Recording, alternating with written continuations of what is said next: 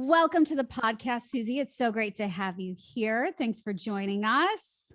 Oh, thank you for having me, Catherine. It's my absolute pleasure on this rainy Thursday. I was about to say Tuesday, but it's a Thursday. Yeah, very happy to be here, darling. Thanks so much. So for some of the listeners who may not know who you are, do you want to just start with letting everyone know a little bit about your acting background and what you do?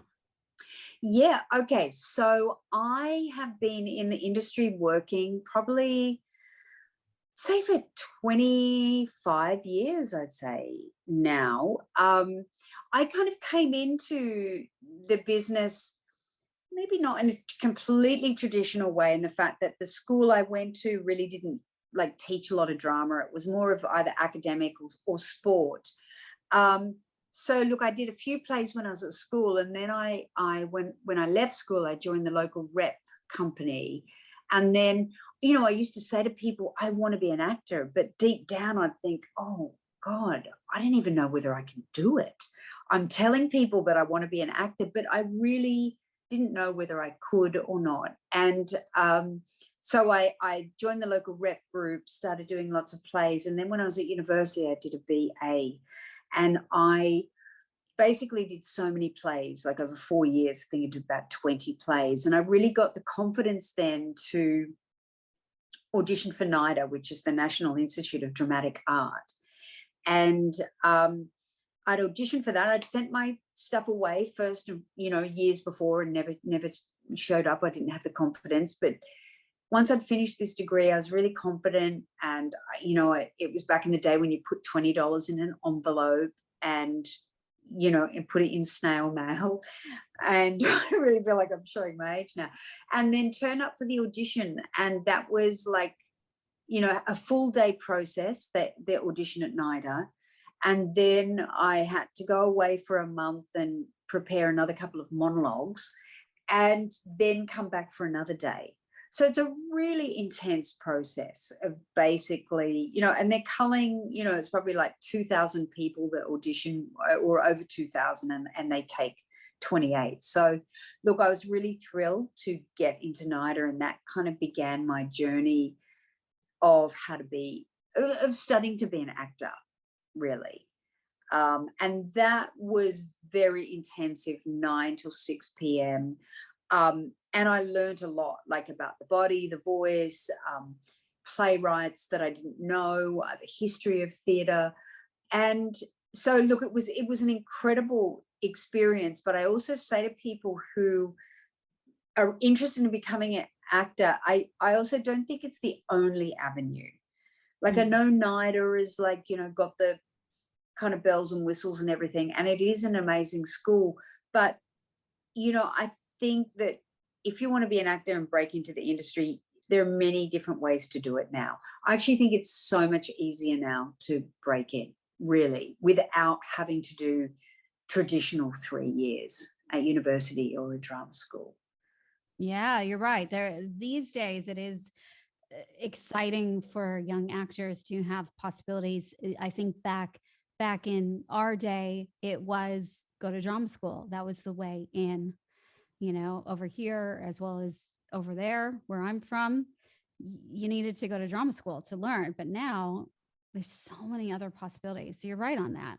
One of them, which is where we met, I think it was, did we say 5 years ago? Was Yes. in a Larry Moss masterclass. And we just by chance sat next to each other and started chit-chatting. And that's an example of a great place to learn the craft of acting. And he was incredible, wasn't he? Oh, look, he is such a master at his craft of teaching. I was so blown away by him. And, we didn't actually get up and do them. We were doing the auditing. So you can either sit in the audience and do the auditing and watch, which I find fascinating, or you do actually pay the money and go and work on a scene with another person, and then you do it on the day, and he basically workshops that. And what I loved about him, he's what I love about him is he kind of gets into the psychology, the real psychology of acting. I love the fact that he's very pro therapy, and very much like, look, if you want to be a good actor, learn how to harness what you have and to clear the channel of some of that stuff that will get in your way of being a good actor. So, I really love that about him. And he's just got incredible sort of humanity and knowledge. Oh my God, his knowledge was amazing of all, the pieces of literature. And he also picked really good pieces of, famous kind of pieces out of plays that work really well. But yeah, he makes you really think about so many more things about where you've come from, where you're going, as your character, rather than learn the lines, step on stage, all the kind of nuanced work, which I think is really important. And he works with really, big actors. I think, when Leonardo DiCaprio did The Aviator, he worked one-on-one with him, and said, right, get in the plane, show me how you fly it. And Leonardo's like, oh, I don't know about that. He's like, no, don't give me that bullshit.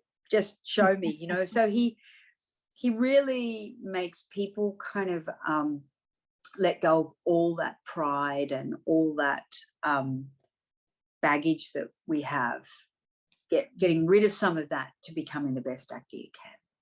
Yeah, it was so inspiring.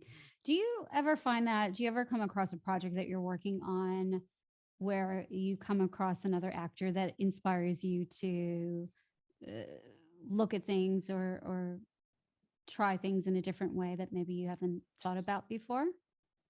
Yeah, I think everyone that you meet, different actors and little bits of bobs of all kind of actors, because everyone has their own technique and everyone's such an individual and brings their own thing to work, and each person has their own way of working.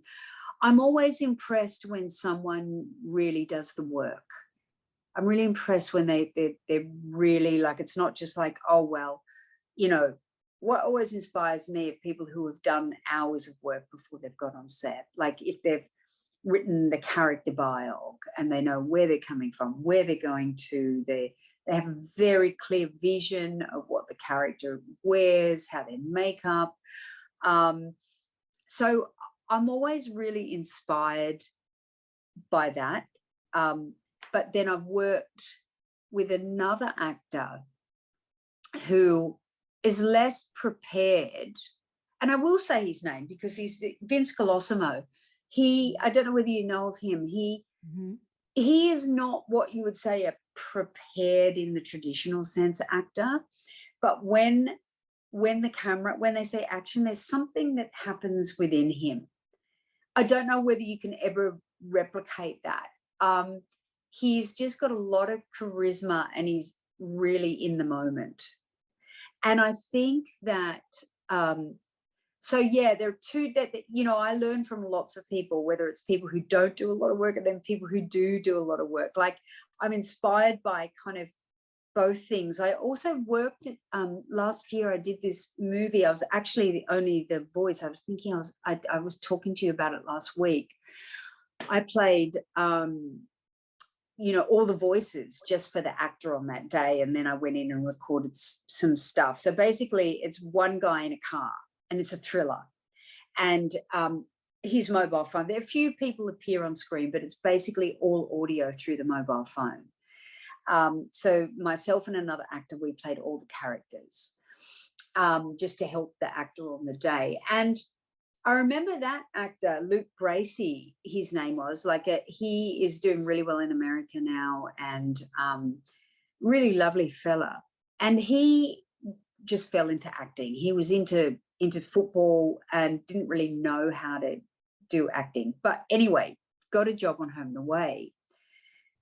And the acting teacher on Home and Away had said to him, look, if you believe it, the audience will.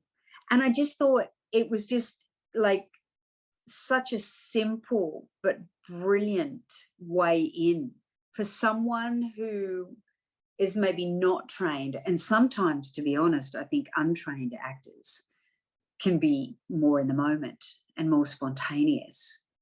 But yeah, just that if you believe it, the others will.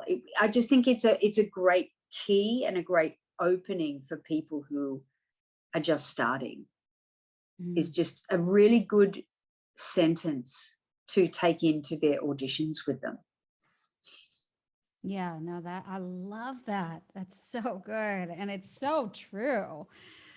And, it makes me wonder, when you were back in drama school, were there any sort of moments that were really profound for you? Any teachers that you worked with, or moments that really shifted things for you and that you've held on to as part of your process, that you always remember in those moments where maybe as actors, we have the self-doubt that every now creeps in. Is there one thing that you remember that somebody told you years ago that stuck with you and has helped you through thick and thin? Yeah, look, I think Kevin Jackson, who was a incredible drama teacher at NIDA, I don't think he works there anymore. Look, he was very hard. He was very hard on people, but one thing he, used to say, if I perform something, he would just say, you can do better than that. So it was never just like being mediocre. It was never that just being okay is enough. He was just always like, you strive for the best, and you also read all the best literature you can, like go to all the artists and be informed by them, like read the great playwrights, read the great novelists. And so that was his way. That I always remember that about him, is that, you are what you read, and also that you never stop learning. That's another thing that he really taught me as well. But he never let me rest on my laurels. He always pushed me. And, to be honest, drama school was difficult for me. In second year, I got some depression, and I really struggled there, to be honest. I was always in the infirmary. That's the little bed downstairs, like the sick bay. And, I'm not quite sure where it was coming from. But I felt at time that I was failing. And I think that actually, when I wasn't doing my best work and really struggling as an actor, I found it really, really difficult to accept. And it almost turned in on itself and turned to depression. And I remember the teachers saying to me, you have to be a lot stronger than this to cope with the industry. You have to really, I think it's kind of a bit different now, because I think we talk about mental health issues a lot more openly, and there's a lot more support. And we're also open to go, it's okay to suffer from anxiety and depression. And, we have a lot of people to thank for that, who've come out publicly, actors, sports people, all types of, walks of life, who are open. And I think that's where it starts, to be open about those things, and open as an actor to say, there are days that I think, or I get really nervous turning up on set and I think, oh, I hope I do okay. Or, I have a Zoom read through next week with a new job, and I'm often thinking, oh no, the director will think, God, did we cast her? Like, why did we, so I get insecure, and I've been around for 25 years and, and have done lots of work. But I think, to be honest with one another and be vulnerable, and to be open about that stuff, that I still will go, oh, I hope I do okay. I think it's important to say that, because a lot of people coming into it will be like, oh, well, I've got to be this, got to be that, I've got to be confident. And I think all of us, even the Oscar winners, I'm sure, would be going, oh, I hope I do okay. And I think it's within that humility and to that you at least seek to be better, I think. It's so true. And I have heard that from some of the top actors that have been Academy Award winning actors, that never goes away. It's a human reaction to wonder and hope that, we're going to fit in, that we're going to be okay, and we're doing our very best work, and wondering what others are thinking of what we're doing. And I think it's so good that you're mentioning this, because I think a lot of actors think that once you get to this certain status, that all that goes away, but it doesn't. And that's okay that it doesn't go away. That's real life. Yeah. And I think it's how you deal with it, to accept that can happen, Yeah. and to then put things in place. Like, there's nothing better to help with anxiety than do the preparation, Right. to do the work. Like, that is a really great antidote, I think, for anxiety. So do you find that, so if you, let's say, for example, you're Susie Porter and you're working on a really big project, and that thought comes in your head of, I hope I do okay. How do you prepare so that the anxiety doesn't creep in, the negative thoughts don't creep in? Well, for instance, like, I would know my lines back to front. They're like part of my DNA. That's just like the very basic. And I also think it's great to do a character breakdown, a character, like a backstory.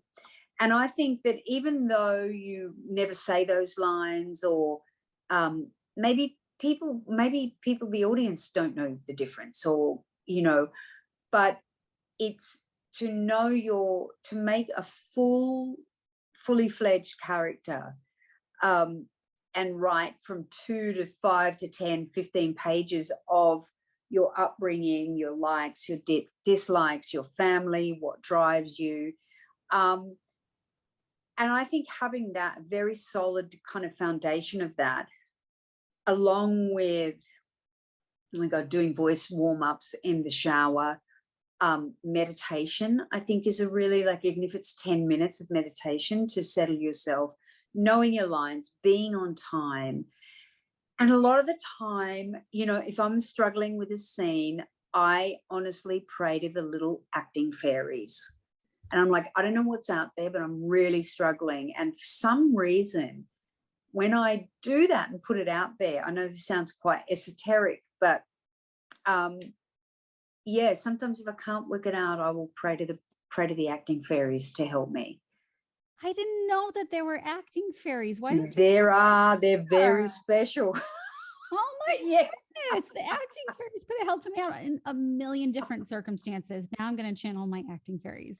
Because you know what it is your mind you can be your own worst enemy. Yes. In those moments. So it's like you have to remove yourself from your brain.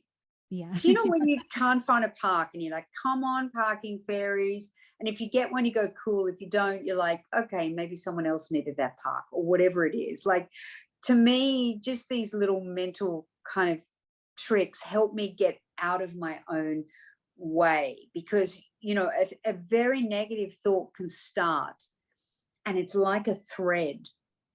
It's like the corroding thread that completely covers you, and and therefore there's no intuitive thought or action can come out of that, because you just run on fear and self-doubt. Yeah. So it's trying to, like, acting fairies, help me out here, and I swear it works. It really does. Try next time. I'm going to try next time. Definitely. Okay. That for some reason sparked a question that I wanted to ask you. I think when you get to those moments that are challenging, what about when you're cast in a role which is pretty different to who you are? How do you connect to that person? So, for example, I recently watched you in Gold, and you were unrecognizable it almost didn't even sound like your voice either. Like it was a full transformation, which is when I texted you and I was like, Susie, this is incredible. I love this performance. How do you get yourself to that point when you're playing someone who is very different to you? Well, I did a lot of work on that. And I have to say, probably a lot of that work was driven by some fear. Oh, interesting.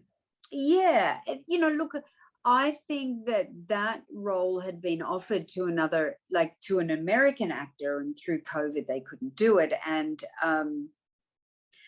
so I kind of knew that I was, pulled in with the director who I knew and respected very much. I knew as a friend. And he really took his chance on me. But with that, there was the pressure of, wow, I hope I don't disappoint, or I don't underwhelm them for the actual story. So I just worked so hard. He wanted me to do an Irish accent, so the film didn't look like it was set in Australia. So it could be kind of anywhere, like a kind of global one world type thing. And so I set about basically going to a voice coach and working with her. She was an English woman, and I worked with her like a couple of times a week. I contacted Irish friends of mine, recorded it. So I listened to Irish television. I listened to anything Irish. I practiced those lines and that accent like day in, day out. I was also like inspired by some other movies and other characters that I had seen. Jennifer Jason Leigh in a Tarantino film, I was quite inspired by her. And now I can't remember that movie off the top of my head, but I basically just opened myself up to go, right, this is what the character looks like. We talked about the makeup and the scars. We knew that the voice was to kind of be brought down. And it was difficult, this character, because the character just appears in the desert out of nowhere. You don't have any backstory. You don't really, like any of the characters, you don't really know. So I suppose it was a whole group of people coming together to work on that as well. So I'd have to thank the makeup people for help creating that character. The wardrobe people helped create it. And then I came with knowing, having the Irish accent, and, we did a lot of work on the script. And so I think it was a real ensemble, sort of getting together of a lot of things. Plus I just worked really hard. And there were times where I remember saying to my husband, oh, I think I'm going to pull out of this because I just think I'm going to get really bad reviews. I suddenly got this fear. And I knew that there was a film that had come out with a couple of Irish people, actors doing Irish accents, and they were panned. And the woman I was doing the voice coaching with, she's like, just don't read them. Just don't read them. So it was this sort of thing of going, oh, I'm going to be shown up. This will be the great fear, that I'm going to be shown up. And I think that is the deep fear that we all have. Are we going to be shown up as a fraud? Are we going to be criticized? It's all the child, family of origin stuff. It's childhood stuff. Like all of this stuff leads to this incredible fear. But out of that fear, at least with the fear with this one, drove me to work hard. But out of that fear, I don't think comes great kind of creative fluidity, so to speak, because yeah, if that makes sense. I know that was a very long-winded answer, but yeah, it's hard to think clearly when you're basing it off of fear, because you're in that heightened emotional state and you can't always rationalize when you're in that state.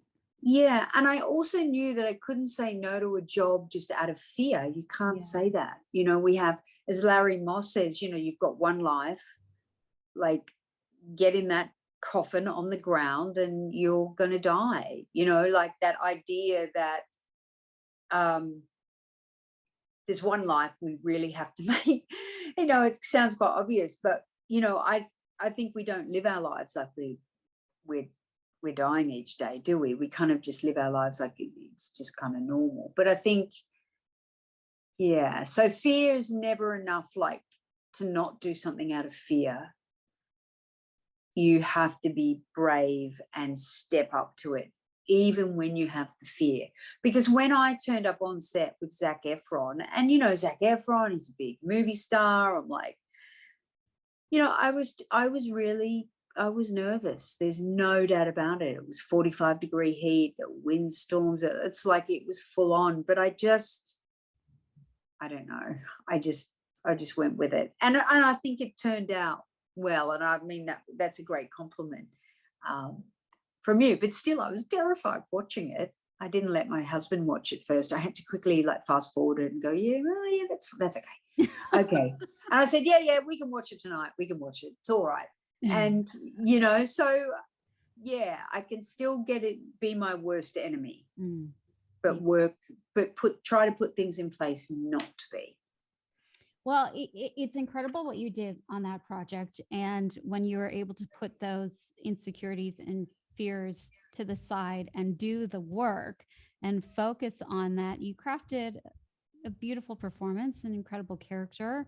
And it just goes to show that, you only live once, and take the moments as they come and go for it, commit to it. And that's the great thing about film is now it's here for a lifetime. So many generations to come can watch your incredible performance, Susie.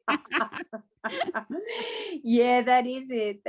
And I think the thing is, you know, when you're on a film set, time is always of the essence. You know, time is money on those things. And, you know, that can be, you know, you feel like you can't risk things, but risking stuff's always worth it.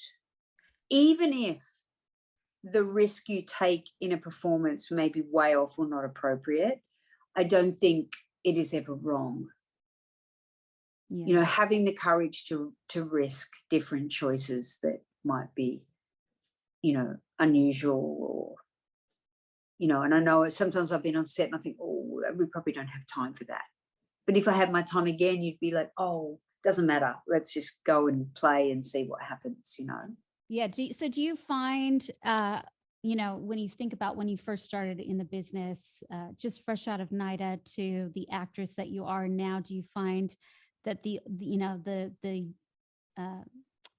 fresh out of drama school actress would not have taken the risks or as many risks and you today, like, how do you notice a difference in how you know, approach being on set? Yeah, I would say I would probably over time take more risks than I was when I was straight out of drama school. And, you know, when you're straight out of drama school or new to the film and TV industry or whatever, you know, it's, you know, I'm not the kind of personality to kind of burst on there. I would kind of slowly step, you know, but over the years, I have gained a little bit more confidence that I can go, oh, no, that's okay. Especially doing something like Wentworth, the prison drama, where, you know, everything's kind of, you know, all the sets are built and the environment's like closed and, you know, in the sense that you don't have to worry about rain and wind and things like that. So you can risk things.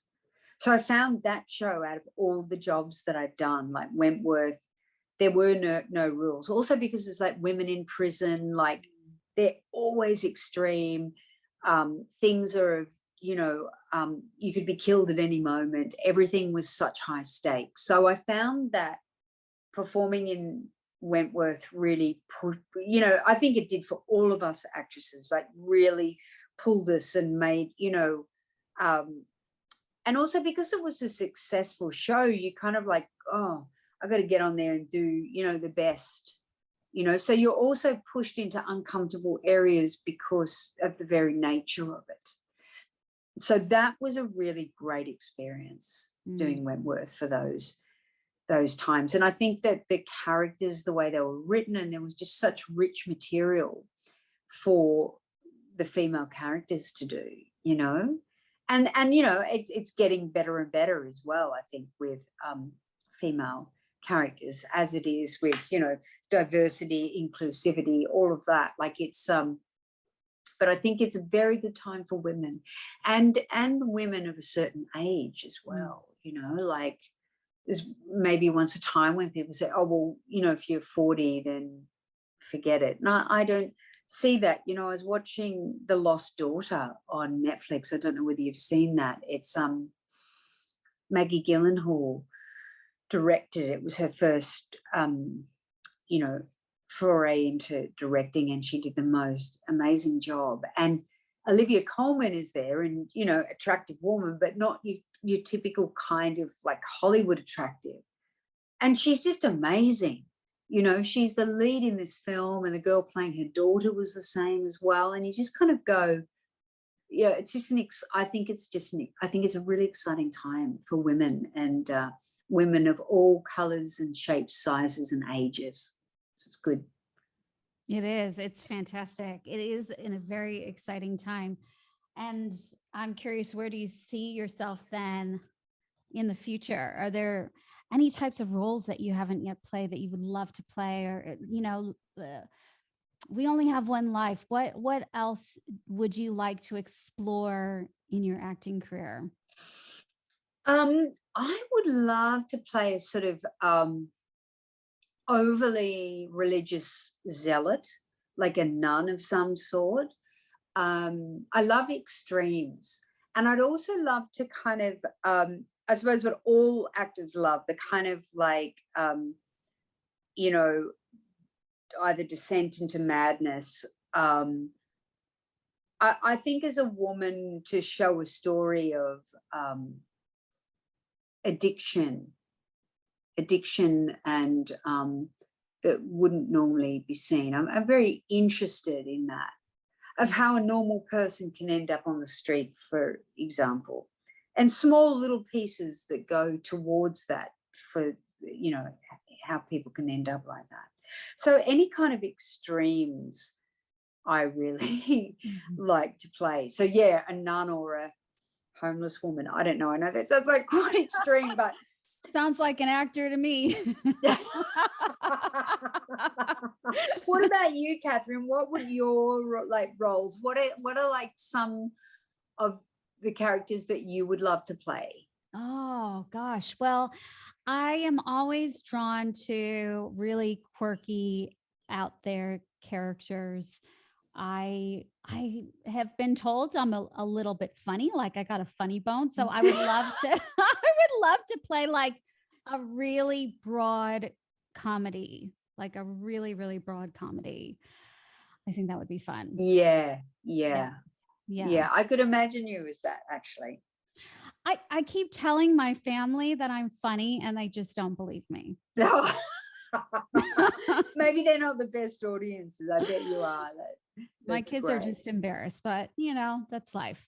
Okay, so now you have touched on so many great points in this podcast, and I think I want to finish up on, there's a lot of actors that are listening that maybe haven't broken into the industry. Maybe they've auditioned several times and they still haven't cracked it.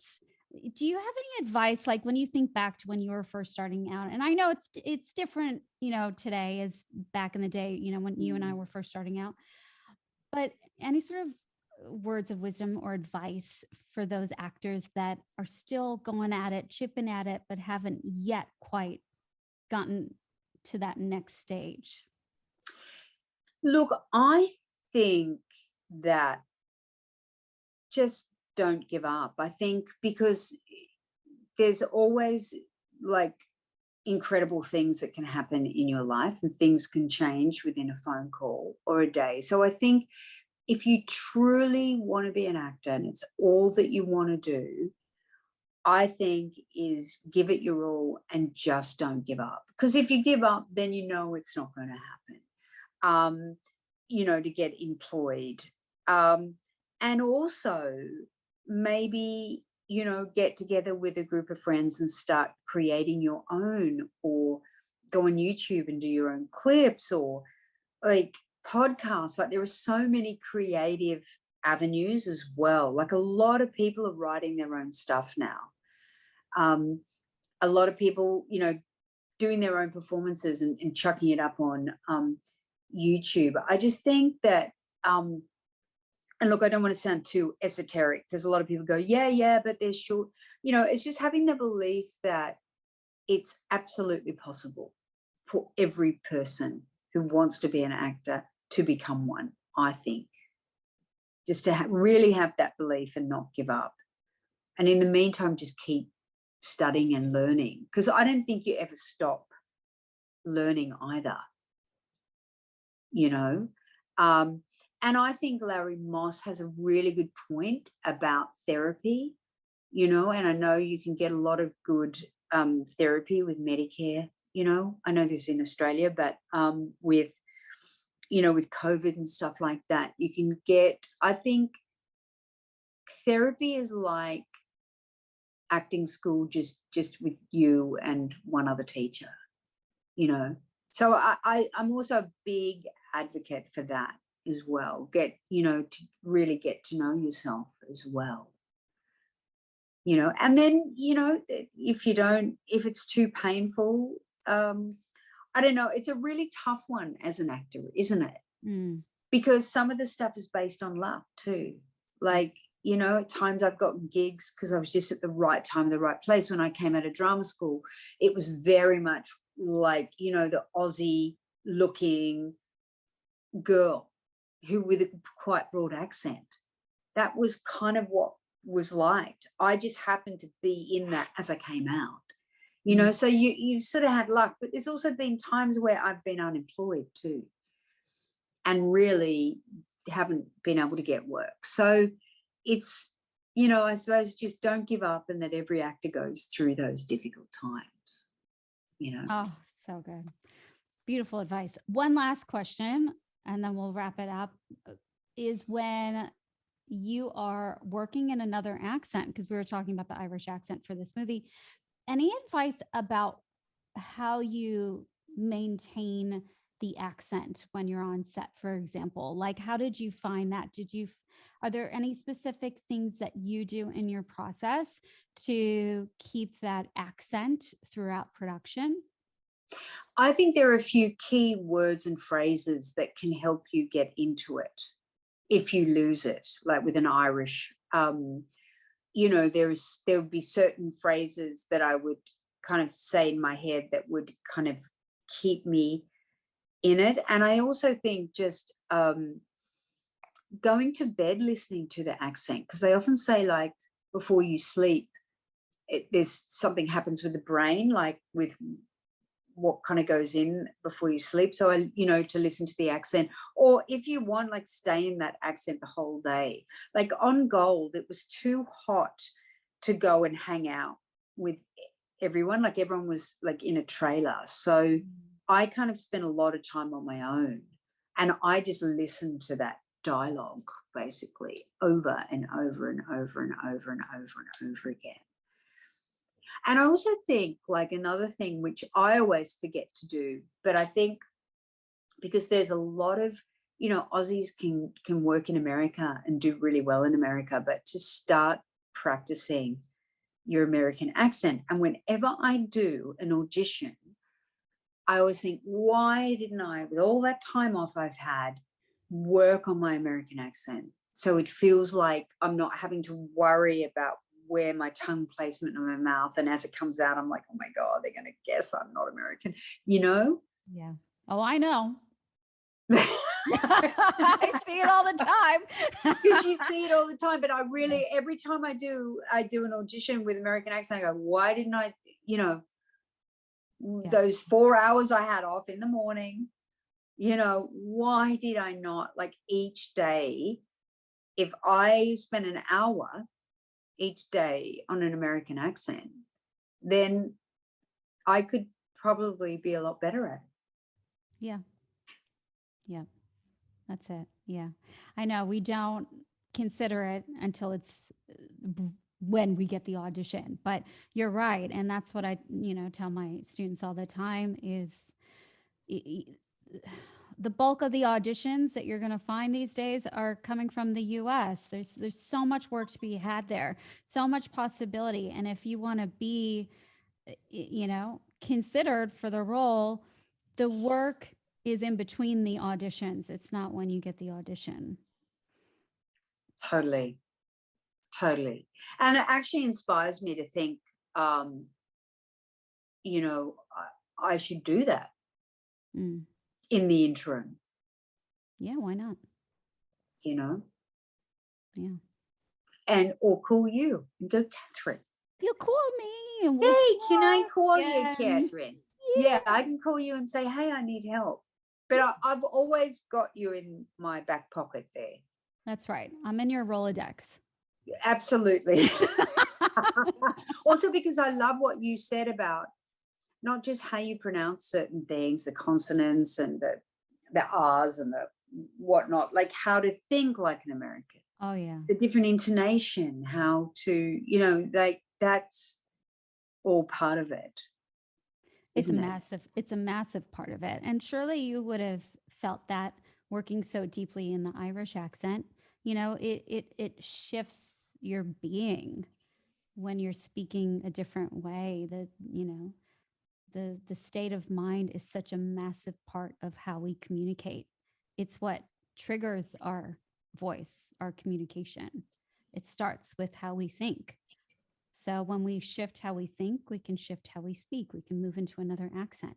We can fully embody where that character is from, their environment, how they grew up, why they have the voice that they have today, and what makes their voice unique, instead of following along to this is how you pronounce an R in the American accent, where that voice isn't specific to that character itself. Yeah, it's very important. Yeah.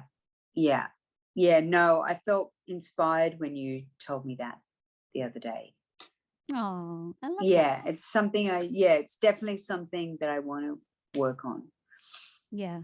And I think that's a great place to end things, for the listeners, is that there's always something to work on. Like you were saying earlier in the podcast as well, is that we never stop learning. And I think that is the most beautiful thing about being actors and is about being human beings, is that we're constantly learning and creating and opening our eyes and ourselves up to new things, which is such a great thing. Yeah, and also learning about the world in lots of ways. Like I'm about to play a detective, and I was given a book over Christmas actually written by a detective, his life story. And I'm like, oh, this is perfect, because I'm kind of like getting into the mindset of what it's like to be a detective. And not only that, like it's a different world that I can experience. And that's what I also love acting. You experience all different types of worlds. Yeah, it's so great. So Susie, where can people watch Gold? Because that's on at the moment, isn't it? It is. That's streaming on Stan, and that will be on Stan for quite a while, I think. So that's a Stan original. It was in the cinemas, had like a 2-week release, and then went to Stan, and I think it's been released in the States on the 11th of March. Okay, amazing. Okay, great. Yeah. Wonderful. Yeah. And if anyone wants to learn more about what you're doing, are you on the Instagrams or anything like that? I am on the Instagram. I'm on like my little handle is _ Susie Porter, all lowercase SUSIEPORTER_ That is my Instagram. And I kind of keep a low profile, actually no profile on Facebook. No profile there, but I do like Instagram. Yeah. Oh, and also another thing that I think is a great tool for actors is I watch a lot of actors that I love and inspire before I'm about to do a job.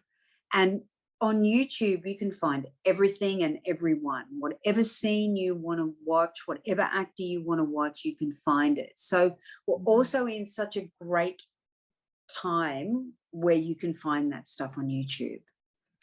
That's such a great point. So if you're working on a specific role, like let's say you're working on a detective, you might do some research on other actors who have played a detective. Yeah, like I might say, Google, what are the great female detectives that have been on film and television? Yeah. And then you may kind of look and sort of see what they're about, and know the kind of ideas of, you know, police dramas, like, yeah, I just think that kind of, so I'm reading that book, I'll probably watch a little bit of Helen Mirren in Prime Suspect. I mean, you know, the character is not as fully formed as something like that, but still as a way of, but that's more my backstory, you know, and that's the other thing that I think with characters is finding what their wound is, like finding what drives them unconsciously and consciously, you know, like,